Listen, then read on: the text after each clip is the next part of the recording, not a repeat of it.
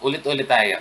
So again, we are going to talk, for this morning, we are going to talk about molecular formula and balancing chemical equations. We will have the second part of our lesson on Monday. So for the learning competencies, we have number 1, calculate molecular formula given molar mass, write and balance chemical equations. Number 3, construct mole or mass ratios for a reaction in order to calculate the amount of reactant needed or amount of product formed in terms of moles or mass. And number 4, calculate percent yield and theoretical yield of the reaction. So for learning competencies 3 and 4, these are actually about stoichiometry. Under na yan ng stoichiometry. So, yung learning competencies 3 and 4, we are going to discuss that on Monday. Okay, so let's start. Let's talk about molecular formula first. So, molecular formula is actually the chemical formula of a substance. So, if we are going to compare that with empirical formula, yung empirical formula, yun yung simplified form. While the molecular formula contains all of the elements in the actual compound itself. Okay? So yung lesson na ito, actually karugtong ito nung discussion natin dun sa sa empirical formula. That's why in the practice homework that I gave you, walang kasama doon na empirical formula kasi kasunod pa yon nitong topic na ito. So pag gumawa ako ng practice homework, pagsasamahin ko na itong empirical formula and molecular formula. So again, by definition, molecular formula consists of the chemical symbols of the constituent elements followed by the numeric subscripts describing the number of atoms of each element present in the molecule. So, molecule ang pinag-uusapan natin. That's why it's called molecular formula. But it almost have the same definition as a chemical formula. Okay. Now, so to get the molecular formula, first we have to get the empirical formula followed by dividing the molar mass of the compound derived from the experiment by the empirical molar mass. So, ibig sabihin, to solve for this one, kailangan nating malaman muna kung paano kumuha ng molar mass, which we already discussed last time nga pala. Okay? So, pakita na lang natin by having an example. So, example, the empirical formula of a compound is CH. If the molecular mass of a compound is 78 grams, what is its molecular formula? By the way, how do we get the molecular mass of a compound? Actually, this is done experimentally by using mass spectrometer. Isa yung device na ginagamit talaga para makuha yung mass ng isang substance. Okay? Pero yung sa individual elements that comprises a compound, mga series ng experiments na yung ginagawa doon. Pero lahat ng yun dadaan pa rin sa mass spectrometer. Okay? Pero kung ayaw mo na per element, gusto mo yung compound mismo, then pwedeng yung pure substance or yung pure compound yung isa lang muna sa mass spectrometer para makuha mo yung molecular mass niya mismo. Okay? So, like for example, in this case, we have a compound na laman through mass spectrometry yung mass nito, yung molecular mass nito, which is about 78 grams. So, ano kaya yung molecular formula if its empirical formula is CH? Now, based on our steps, first we have to get the empirical formula and then get the mass of the empirical formula or molar mass of that empirical formula. Okay, so let's start. So first, we have the empirical formula which is CH. Kunin natin yung kanyang empirical molar mass. Ayan, empirical molar mass. So C is equal to ilan yung yung carbon natin sa sa formula natin? We only have 1, 'di ba? So times the atomic mass of carbon. What is the atomic mass of carbon? Do you have your periodic tables with you? So kung meron kayong periodic table, pakilabas na rin para malaman ninyo kung ano yung mga atomic masses. What is the atomic mass of carbon? 12.01. Okay, so it's 12.01 grams per mole. So 1 times 12.01, we get 12.01 grams per mole. Okay, now how about hydrogen? So we only have one hydrogen in the empirical formula. So 1 times, okay, what is the atomic mass of hydrogen? 1.008. Okay, 1.008, pero let's round that off to 2 decimal places. So it's 1.01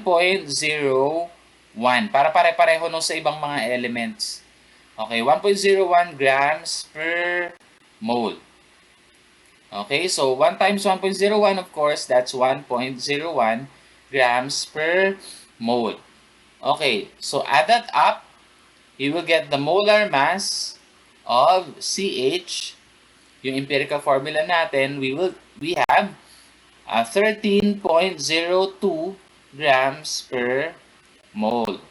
Okay, so this is now our empirical molar mass. Now, what we do next is that we divide the molar mass of the compound, which is 78 grams, by the empirical molar mass. So 78 divided by 13.02 grams. Ignore muna natin yung mole. Okay, kasi gusto natin makuha kung ilang molar mass ng CH yung kasya dun sa molecular mass nung compound natin. So what is the answer for this one? 78 divided by 13.02?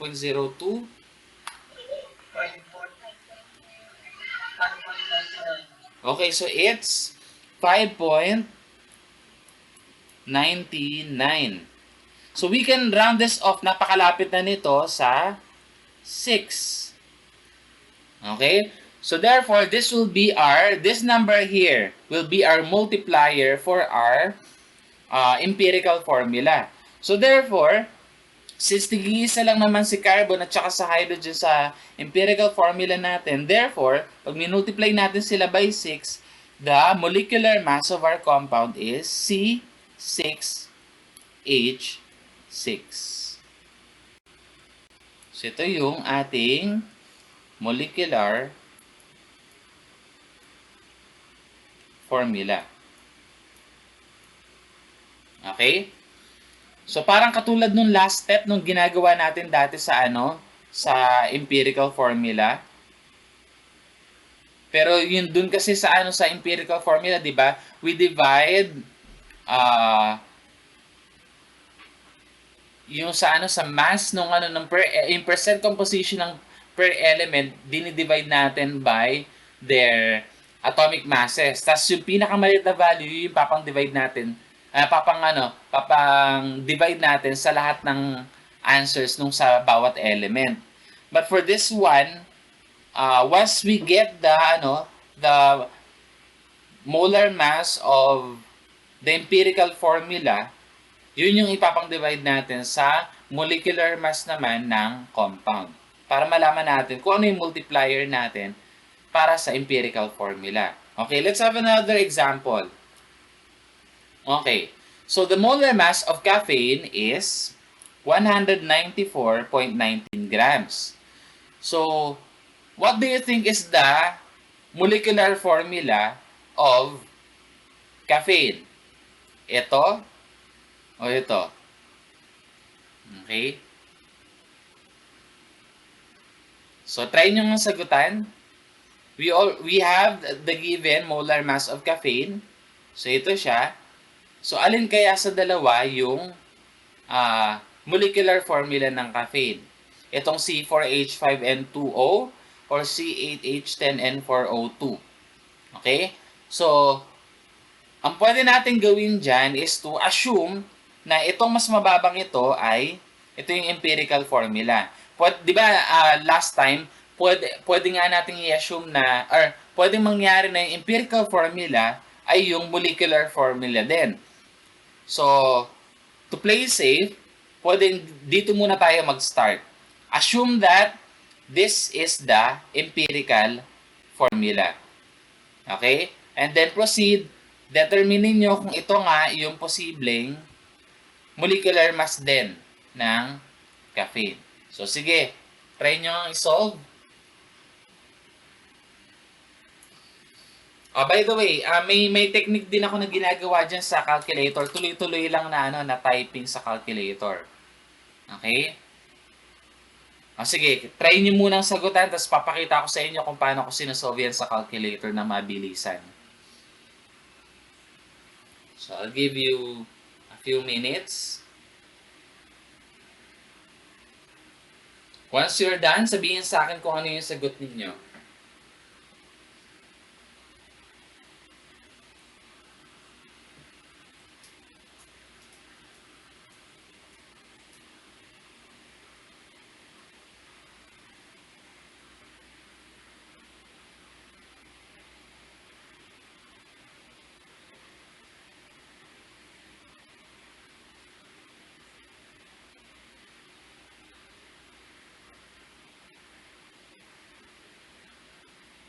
Okay, meron na nakasagot?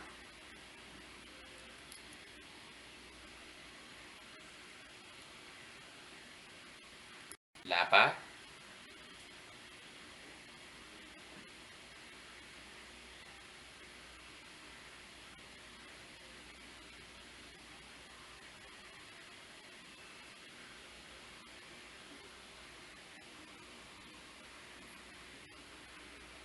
May nagsasagot ba? Baka wala ha?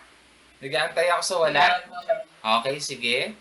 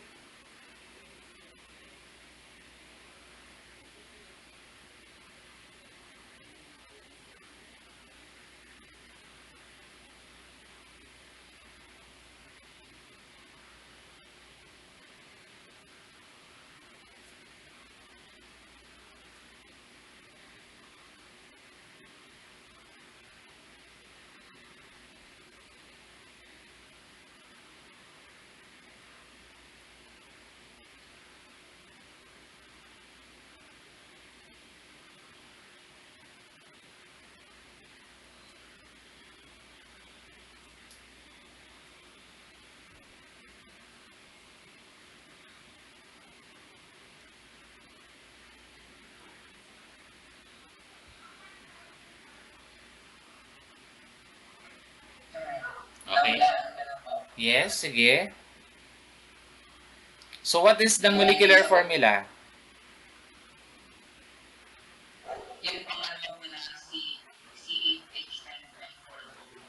Okay, very good. So, tingnan natin paano nasagutan 'yan kasi sayang wala tayong board dito, hindi ko mapapasagot kayo dito. So, pakita ko sa inyo kung paano ako nagsasagot. So, if you type this in your calculator, ganito ginagawa ko. So, ginagamit ko yung parentheses. So, parentheses, we have the atomic mass of carbon is 12.01 times the number of carbon atoms times 4, close parentheses, and then plus. We have, for hydrogen, it's 1.01 times the number of hydrogen atoms, so we have 5, close parentheses, plus, open parentheses, we have nitrogen, atomic mass of nitrogen is 14.01 times 2, okay, close, and then plus, oxygen is 16, kahit na wala na itong parentheses, okay, so 16.00, then press equal sign. So, ano magiging sagot nyo dito?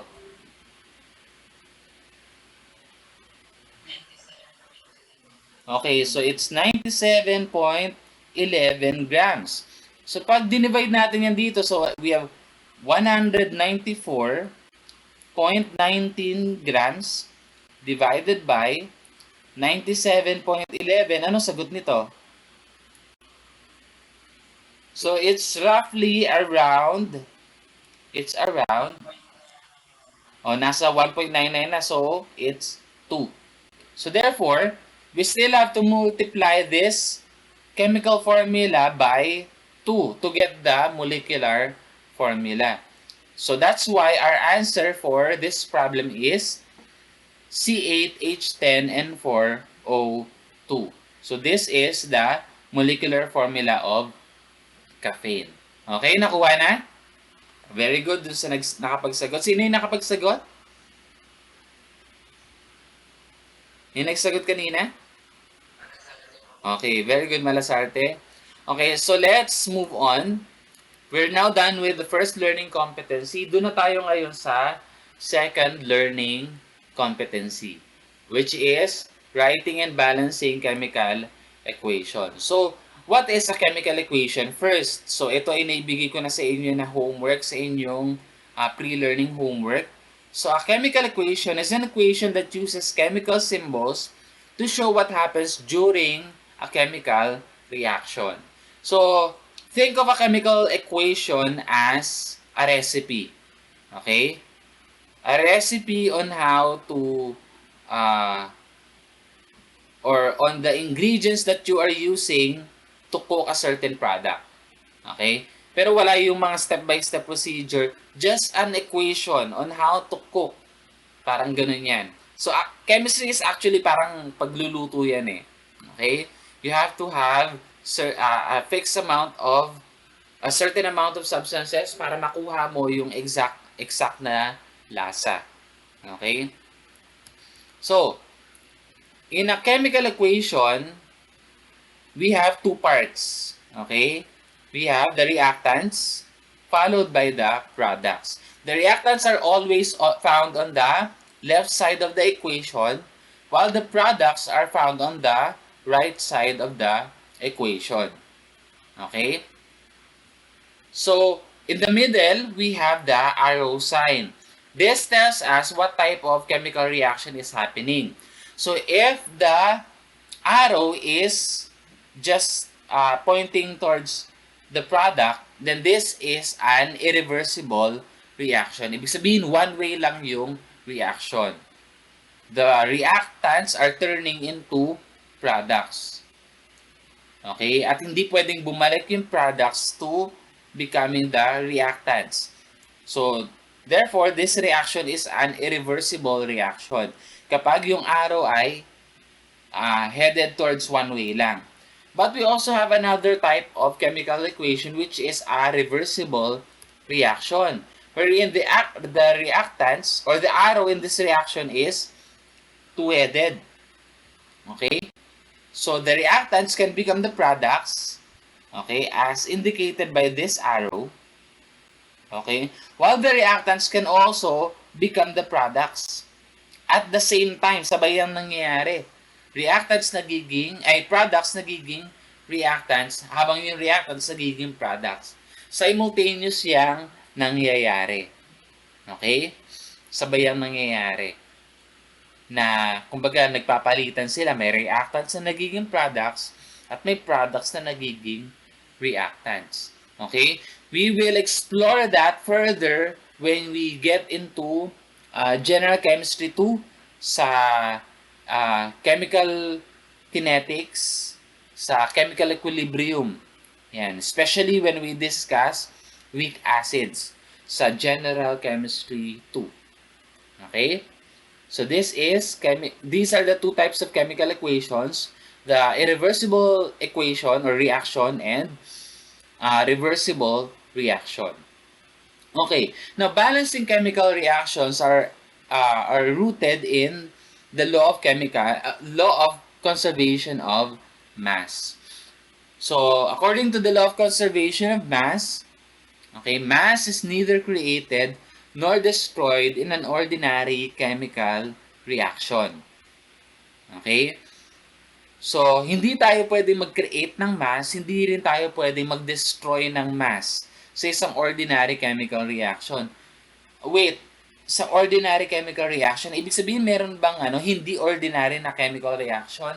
Yes, meron ding hindi ordinary chemical reaction, which is what we call as a nuclear reaction. So, in a nuclear reaction, pwedeng mawala yung mass ng isang bagay. At pwede ka rin mag-create ng mass ng isang bagay. And that is based on the famous equation by Albert Einstein. Ano ba yung equation ni Albert Einstein? Famous equation ni Albert Einstein? Class? Ayan. Very good. So, E is equal to mc squared. So, kapag nuclear reactions, okay? So, in nuclear reactions, energy can be converted into mass. Therefore, pwede kang mag-create ng mass. Okay? Pero yung mass, ibig sabihin din ito sa equation na to, yung mass pwede rin ma-convert into energy. So, pwede kang mawalan ng mass kasi na-convert into energy. But this is only true for nuclear reaction. But for ordinary chemical reactions na hindi involved ang mga radioisotopes, okay, or radioactive substances, then dapat yung mass ay nako-conserve. There is a conservation of mass kapag ordinary chemical reaction lang o walang radioisotope or yung radioactive chemicals na involved. Okay? So again, ito yung basis natin for balancing chemical reaction. So, therefore, what do we mean by the involvement or what is the relationship between the law of conservation of mass and balancing chemical reactions or chemical equations? It means that the mass of the reactants must be equal with the mass of the products. Okay? So, dapat pag tinignan natin kung ilan yung number ng elements sa reactants, ganon din yung bilang ng elements pagdating sa product. Because again, mass is neither created nor destroyed. Dapat walang mawawalang mass. Walang mawawalang element. Kasi yung element ang nagbe-bear ng mass eh. So, dapat walang mawawala. Lahat sila balance. Okay? On both side of the equation. Okay, so let's start. Now, in balancing chemical equation, actually this is done using trial and error lang through eye inspection.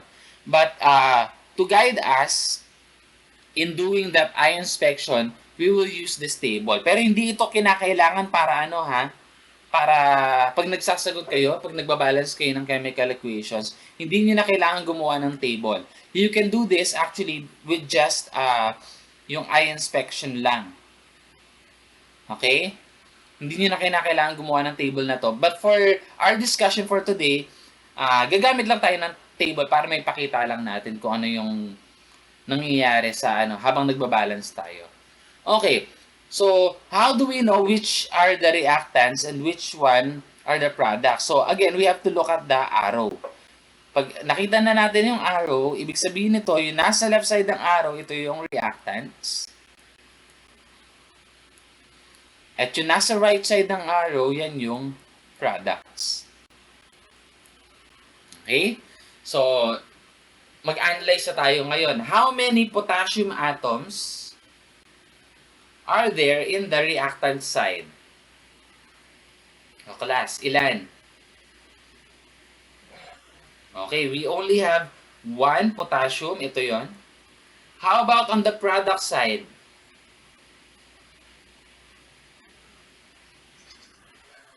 Okay, 1 rin lang. So, balance silang dalawa, di ba?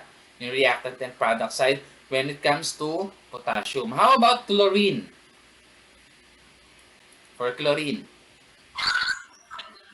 Okay, isa rin lang. Well, for the product, okay, isa rin lang. Okay, now how about oxygen? How many oxygen atoms do we have in the reactant?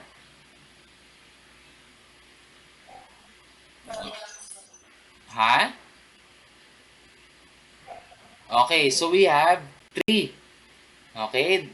Ayan o, nakasubscript tayo. So, we have 3 oxygen atoms on the reactant side, while on the product side, okay. So, we have 2. Balanse ba? Siyempre, hindi. Kasi tatlo yung nasa reactant side, at yung sa product side naman, dadalawa lang. Okay, so anong gagawin natin dito ngayon? How do we balance the number of oxygen atoms on the reactant and on the product side? So we do that by placing coefficients before the chemical formula. Okay? So, coefficient yun yung malaking number dito na ilalagay natin. Hindi tayo pwede maglagay in between in between the formula. Kunwari dito maglalagay ka ng ng 4 ganyan, hindi pwede. Kailangan dito lang tayo sa sa left side ng formula natin. Okay. So what coefficient are we going to use to balance out oxygen on the reactant and on the product side? Anyone who would like to volunteer? On the reactant side, anong coefficient ang ilalagay natin dito?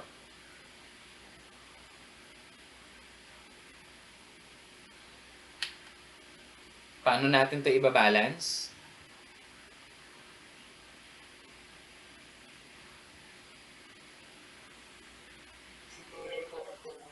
Okay? So, lagyan natin dito ng 2.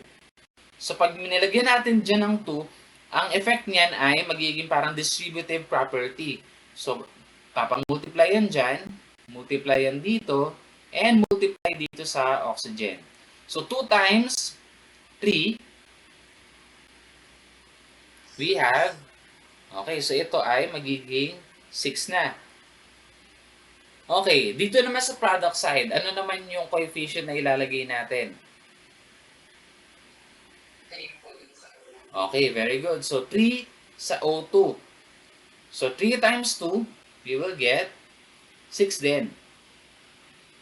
So, balance na ngayon yung oxygen natin. Kaso, dahil naglagay tayo ng coefficient na 2 dito sa reactant side, okay, potassium and chlorine also got multiplied by 2. So, therefore, ang potassium natin ay 2, ang chlorine din natin ay 2. Hindi na rin balance yung potassium and chlorine. So, anong gagawin natin para ma-balance out yung equation? Yes, sino yung girl na nagsasagot? Hindi ko makita kasi sa Escandor, yes. Pakilakasan, medyo may maglalagay ng coefficient na 2 sa saan? Okay, medyo maingay yung audio, pakipatay na lang. Ayan. Okay, so lalagay tayo ng coefficient na 2 sa KCl. Okay? Kasi ayan, didistribute uli yan. So tig-dalawa na uli sila. So, we now have 2 potassium atoms on the product side and 2 potassium chlorine atoms on the product side. So, ngayon, pareho na sila ng bilang sa reactant and product side. So, therefore, this is our balanced chemical equation. We have 2 KClO3 gives 2 KCl plus 3O2. Okay? So, 2 moles of potassium chlorate gives 2 moles of potassium chloride plus 3 moles of oxygen gas. Okay? So, sige. Let's have some sample problems. Okay? So, this one. You are going to determine whether these equations are balanced or not balanced. Sabihin niyo kung balance ba o hindi balance yung chemical equation. Okay. Who would like to volunteer on number 1? Pakisabi yung surname.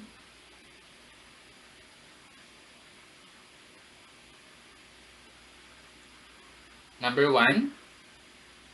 Balance or not balance?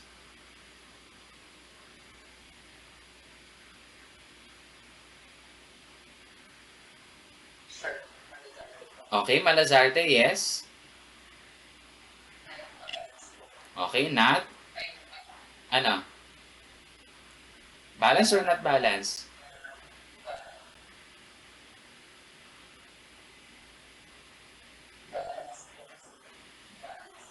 Okay, balance.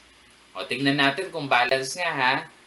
Dalawang antimony sa product side, dalawa rin. Ayan o, sa subscript natin. Okay?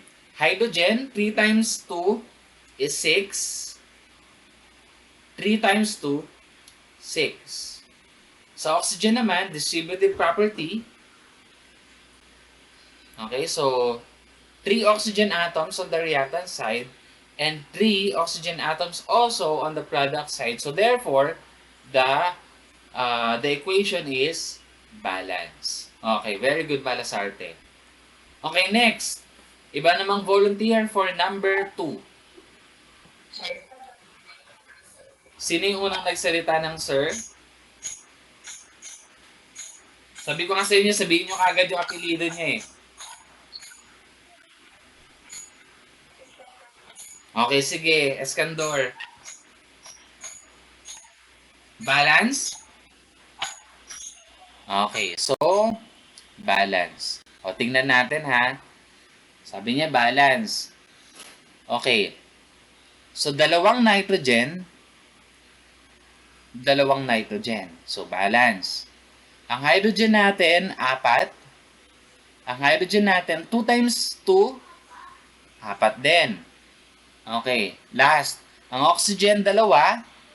Ang oxygen, 1. Pero, times 2. So, therefore, balance din.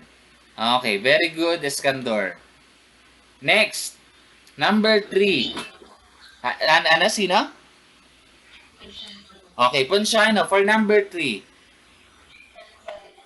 Okay, anong element yung hindi balance? Okay, yung hydrogen, ibig sabihin. O, tingnan natin. So, it's not balance. O, tingnan natin.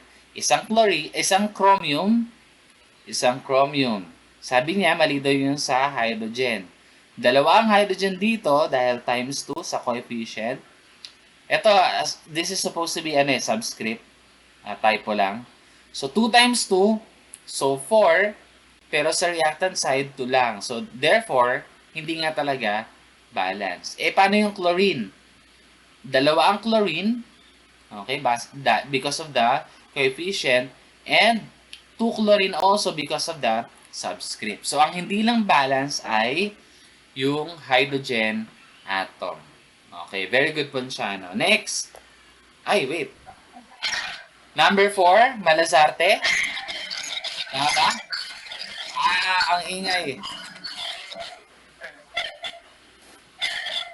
Ba't gano'n? Napakaingay. Sino yung si Malazarte ba yon? Parang boses babae. Oh.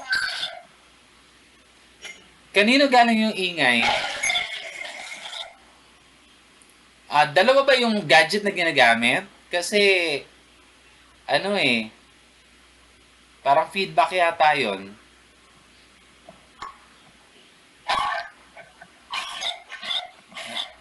May umuubo pa yata. Kay Eskandor, tama? Kay Lazara? Okay, sige. Who would like to volunteer for number 4? Okay, sige. Okay, not balance din. Sige ha, not balance. Anong element yung hindi balance? Oxygen. O, tingnan natin ha. O, unahin muna natin yung pagkakasunod-sunod ng mga elements. Dalawang potassium. Okay? Dalawang nitrogen dahil sa coefficient. Dalawa rin ng nitrogen dahil sa coefficient. Ang oxygen natin, 2 times 3, that's 6. Diba? Okay. Sa product side, 2 times 2, that's 4. Pero meron pa tayong oxygen dito, na dalawa. So, plus 2, that's also 6.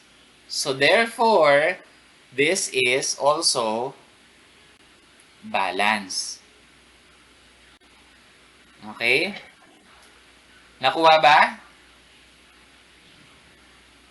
O, balance din yung equation kasi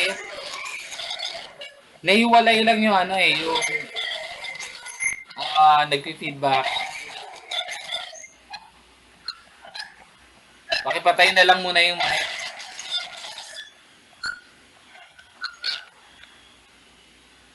Ayan.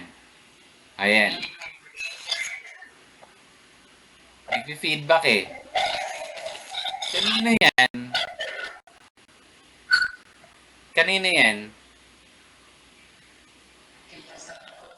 Kay Lazara nga. Oo, nakita ko yung yung sa mic. Ayun.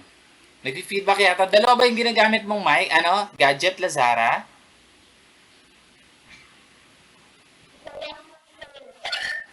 Bakit kaya nagkakaganyan?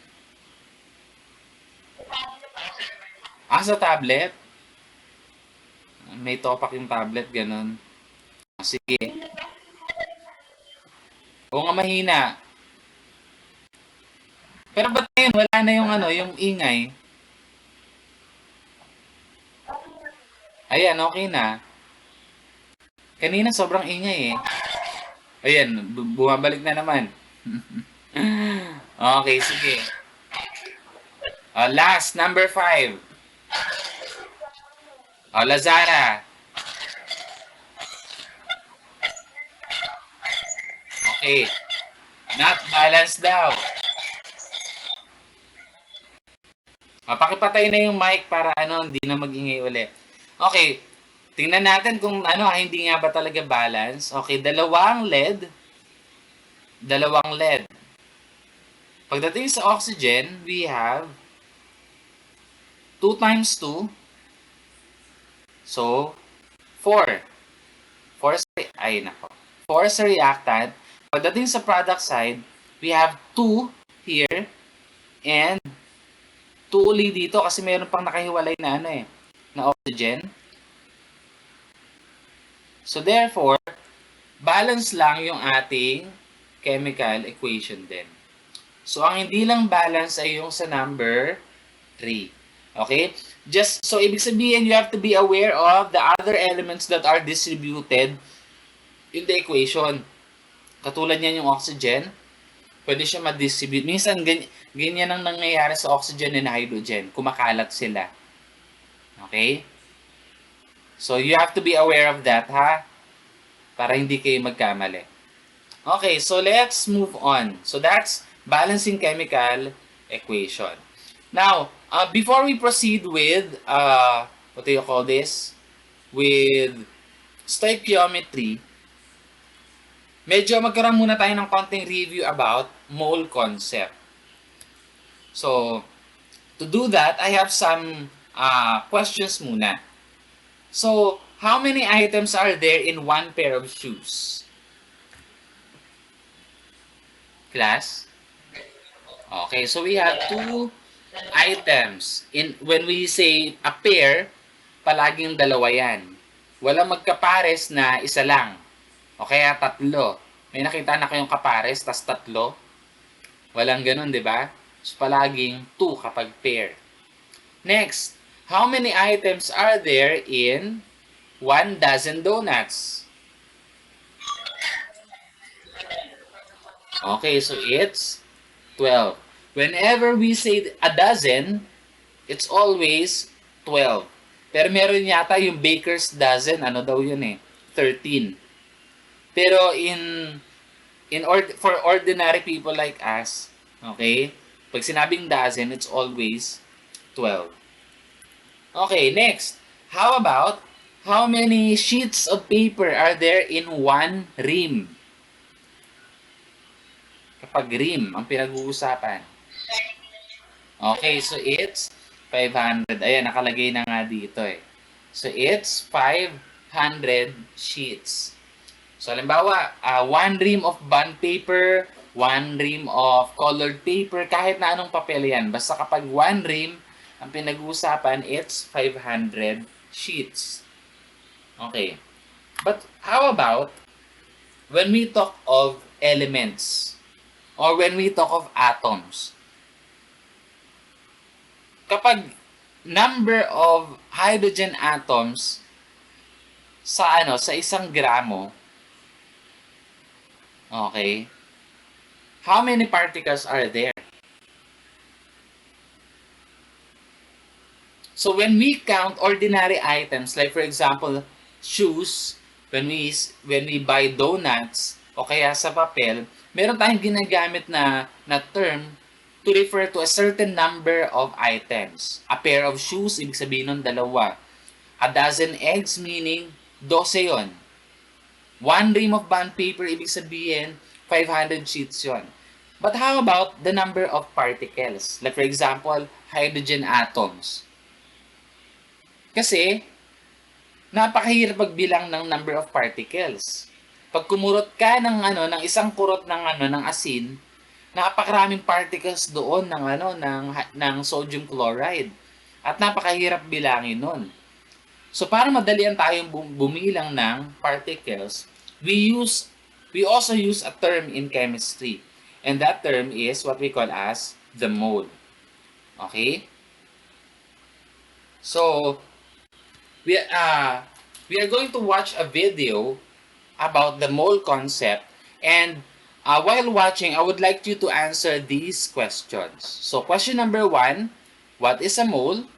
Number 2, how many number of particles are there in one mole? And question number 3, what is the other name for the number that is represented by a mole? After watching the video, babalikan natin itong mga questions na to. Okay?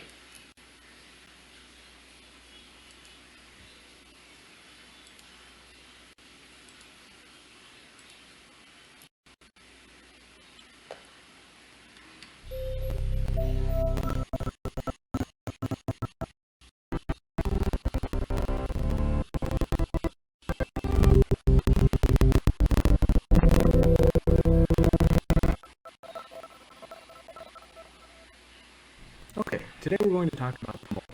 I know what you're thinking. I know what a mole is. It's a small, furry creature that digs holes in the ground and destroys gardens. And some of you might be thinking that it's growth on your hand's face with hairs sticking out of it.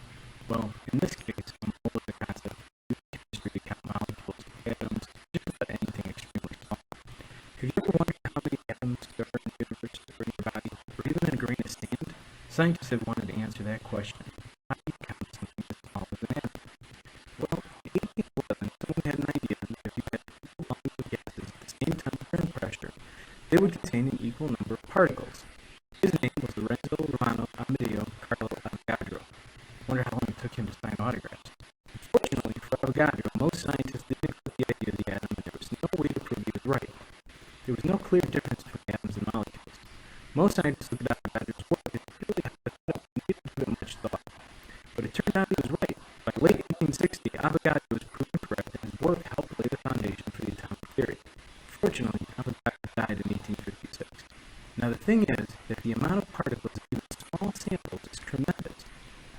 For example, if you have a balloon of any gas at 0 degrees Celsius and at a pressure of 1 atmosphere, you get 602 second gas particles. That is, you have 6 with 23 zeros after it, particles of gas in a container. Or in scientific notation, it's 0.02 times 10 to the 23rd particle. This example is a little misleading because gases take up a lot of space due to the high kinetic energy of the gas particles, and it leaves you thinking atoms are bigger than they really are. In pour 18.01 grams of water into a glass, which is 18.01 milliliters, which is like 3.5 teaspoons of water, you'll have 602 septillion molecules of water. Since Lorenzo Romano, never mind, Avogadro was the first one to come up with this idea, scientists named the number 6.02 times 10 to the 23rd after him. It is simply known as Avogadro's number. Now, back to the mole. Not that mole. This mole. Yep, this number has a second name, the mole. Chemists use the term mole to refer to the quantities that are the magnitude of 602 sectillion. This is known as the molar quantity. Atoms of molecules are so small that chemists have bundled them into groups called moles. Moles are hard for students to understand because they have a hard time picturing the size of a mole, or a 602 sectillion. It's just too big to wrap our brains around. Remember our 18.01 milliliters of water? Well, that's a mole of water. But how much is that? Exactly what does 602 septillion look like? Maybe this will help. Exchange the water particles for donuts.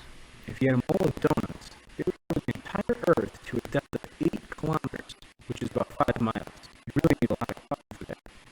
If you had a mole of basketballs, you could create a new planet the size of the Earth. If you received a mole of pennies on the day you were born, that's $1,000,000 a second until the penny died at the age of 100, you would still have more than 99.99% of your money in the bank. Okay, now we sort of have an idea how large the mole is. So how do we use it? You might be surprised that the chemists use the same way you use pounds, grams, or days.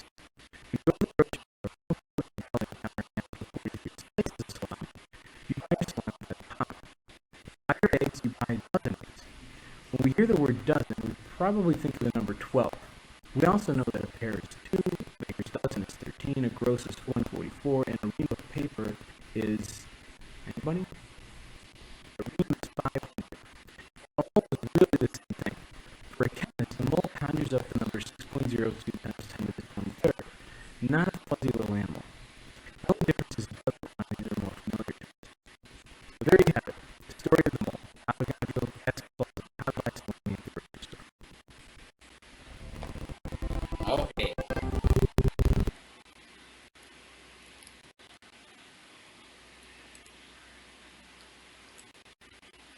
Okay, so going back to the previewing questions, again, what is a mole? Yes?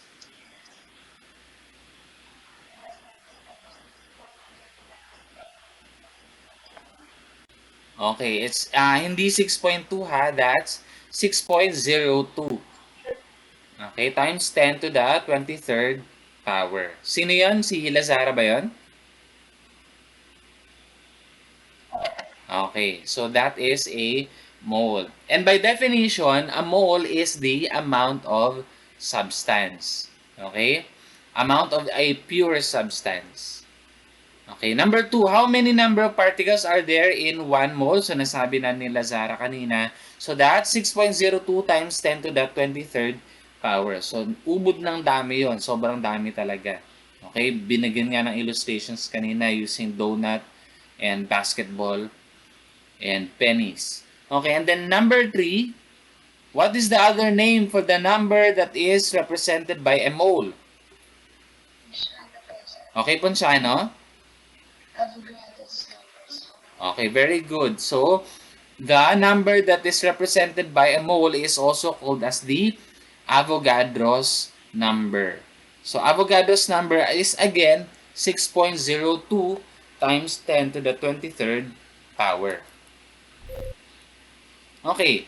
So again, the mole concept, this was introduced by Amadeo Avogadro in 1811. So he said that equal volume of gases at the same temperature and pressure contain equal numbers of molecules. So actually, if you can still recall nung grade 10 ninyo, this is the premise for the Avogadro's law sa gas laws. Okay? So, ayan. So, a mole of gas contains 6.02 times 10 to the 23rd 23rd power number of particles. So, a mole again is defined as the amount of substance. And when we say substance, it means only one type of substance lang dapat. Hindi pwedeng may kasama siyang iba. Okay? Only one type of substance. While mass is the amount of matter. Anong kaibahan ng mole sa mass? Kasi 'di ba halimbawa kung meron kang gold, pure gold, 'di ba ang gold ay matter din naman? Bakit ano, pwede bang gamitin ang mass doon? Yes. Pero paano kung halimbawa meron kang lupa? Pwede bang gamitin yung mole doon? So in that case, hindi mo pwedeng gamitin yung mole sa lupa kasi magkakaiba yung substances na present doon sa lupa. So halimbawa, ito. Our body is made up of different substances. Okay? While gold is made up of only one type of substance. So in both cases, for the body and for the gold, pwede natin gamitin yung mass. Okay? We can use mass to measure the amount of matter. But we can only use mole for gold. Kasi it is only made up of only one type of substance. While the body is made up of different substances. Kaya hindi natin pwedeng ma-measure yung mole sa body kasi magkakaiba nga yung mga substances na present doon. Each substance has different masses, so hindi natin sila pwedeng hindi natin magagawa ng paraan yan na mabilang kung gaano karaming, halimbawa, gaano karaming iron. Kailangan kasi sa mole, isang type lang ng substance ang bibilangin natin. O titimbangin natin yung kukunin natin yung amount. Okay? So that's the difference between mole and mass. Mass, pwede sa mixture of different substances, pwede rin sa one type of substance lang. But for mole, we only use that for one type of substance. Okay, so when we say mole, it's always equal to 6.02 times 10 to the 23rd power number of particles. Now, the term particle is the generic term for the different types of particles. So, inulit ko lang yung term. Kasi meron tayong iba't ibang types of particles. For example, when we say 1 mole of iron, so iisang element lang yan iron. So therefore, 1 mole of iron, this is equivalent, since 1 mole nga lang siya, that is always equivalent to 6.02 times 10 to the 23rd power number of iron atoms. Kasi isang element lang yan so it's atom. Pero yung atom, particle din yon. Okay? Pwede nating ipalitan yung atom as particle. Let's have another example. We have 1 mole of C6H12O6. This is glucose. And glucose is an equivalent compound. Okay? Since sinabi natin na 1 mole, then ang katumbas na bilang pa rin nun ay 6.02 times 10 to the 23rd power number of glucose. Pero since glucose is a covalent compound, then the particle is called molecule. Okay? So yung molecules ay particle din yan. Okay? Let's have another example. We have sodium chloride. Sodium chloride is an ionic substance or an ionic compound. Pero since 1 mole siya, again, ganun pa rin yung kanyang bilang. So it's still 6.02 times 10 to the 23rd power. Pero since ionic compound yan na walang net charge, ang tawag natin dyan class, ito take note ha, kapag ionic compound na walang net charge, walang positive o negative na nakalagay, we call this as a formula unit. Okay? And the formula unit can also be referred to as a particle. And then lastly, we have hydroxide ion. 1 mole pa rin. So still, it is 6.02 times 10 to the 23rd power. Okay? But since it has a charge, negative hydroxide ion, so therefore we call this as an ion. And an ion is also a particle. Okay? So kung hindi ka sure kung halimbawa yung NaCl, nakalimutan ko ano bang substance to? Ano ba yan? Atom ba yan? Molecule ba yan? Hindi mo matandaan. O to be safe, you can use the term particle or particles. Okay? Kasi lahat ng yan, yung atoms, molecules, formula units, and ions, these are all particles. Okay? So again, 1 mole is always equal to 6.02 times 10 to the 23rd power number of particles. So how do we measure a mole? Yung mass, madali lang. Kumuha ka ng timbangan, ipatong mo dun yung bagay na tinitimbang mo, ayun na, nakuha mo na yung mass. But how do we measure a mole? So we do this by computing for the molar mass of a substance. When we say molar mass, it is the mass of one mole of atoms, molecules, or other particles. So how do we know the mass of 1 mole of atoms? So kapag atom lang yung pinag-uusapan natin, paano natin makukuha yung kanyang yung yung mass ng isang mole o yung tinatawag nga natin na molar mass? We do that by looking at the periodic table of elements. So sa periodic table of elements, usually we find the atomic mass at the bottom of the symbol. Or if not, nasa pinakataas, kunwari kung nasa left side yung mga numbers, nandito sa pinakataas. Okay? So, yung nasa pinakataas dito, yan yung atomic mass. So, atomic mass, ito. For atoms, the molar mass is also equivalent to the atomic mass. Okay? While for molecules, ions, etc., or formula units, the molar mass is not equal to the atomic mass. Bakit? Kasi magkakaibang elements yung magkakasama sa molecules, ions, or formula units. So the molar mass of a molecule is the sum of all the atomic masses of the elements present in the compound. So how do we get the molar mass of a compound? So katulad ng ginagawa natin dati sa empirical formula at sa pagkuha ng molecular formula. We add up the atomic masses of the elements in the compound. So for example, we have water. We have how many atoms of hydrogen do we have in the formula? Okay, so we have 2 hydrogen atoms. Ang oxygen naman, okay, so we have 1 oxygen. What is the atomic mass of hydrogen?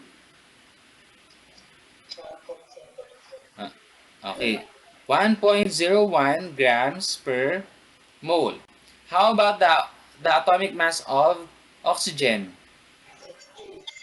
Okay, very good. So it's 16 grams per mole. So we multiply the number of atoms by the atomic masses. So we will get 2.02 grams per mole. And then 16.00 grams per mole. So add them up, we will get 18.02 grams per mole. So the molar mass of water is 18 grams per mole. So what do we mean by this? Ano ibig sabihin ng 18.02 grams per mole? Ibig sabihin, if you get 18.02 grams of water, pag kumuha ka ng tubig, no, tapos tinimbang mo, nagtimbang ka ng 18.02 grams ng tubig, this is equivalent to 1 mole of water.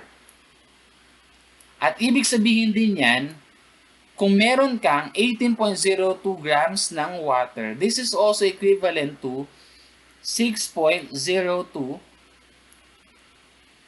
times 10 to the 23rd power number of H2O molecules. So, na-estimate na natin ngayon kung gaano karami yung number ng water molecules.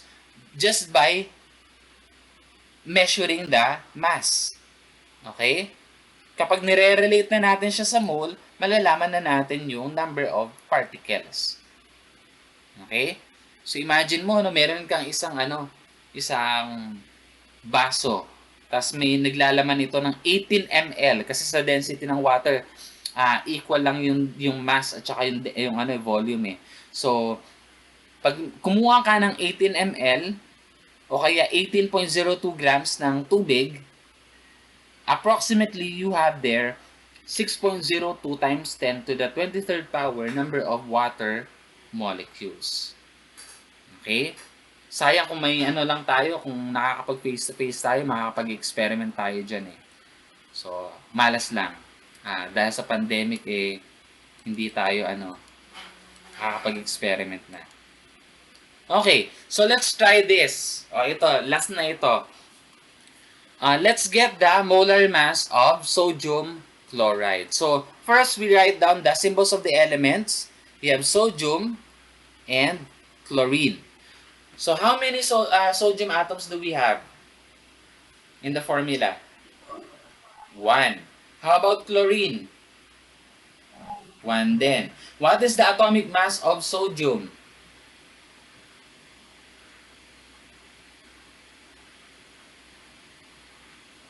Wala kayong periodic table? Okay, very good. So, it's 22.99 grams per mole. How about chlorine? Okay, so it's 35.45 grams per mole. So, kaya mahalaga na medyo makabisado natin yung mga atomic masses ng ilang elements lang. Okay? Halimbawa, sodium, chlorine, oxygen, hydrogen, nitrogen, yung mga common na elements, maging familiar na kayo sa mga atomic masses nila kasi madalas talagang nagagamit yung mga yon. Okay, so pag minultiply natin yan sa number of atoms, so we will still get their masses. So, ganun pa rin, 22.99 grams per mole, and then 35.45 grams per mole. So, what will be their molar mass? Okay, so it's 58.44 grams per mole. So, that's how you get the molar mass of a compound. Okay? So, we will continue this on Monday. And on Monday, we are going to discuss the relationship between the masses of the reactants and the products. And then yung percent yield. So that's under the topic of stoichiometry. So that's it for today, class. Thank you for staying with me. Lumampas na ako ng 1 oras uli.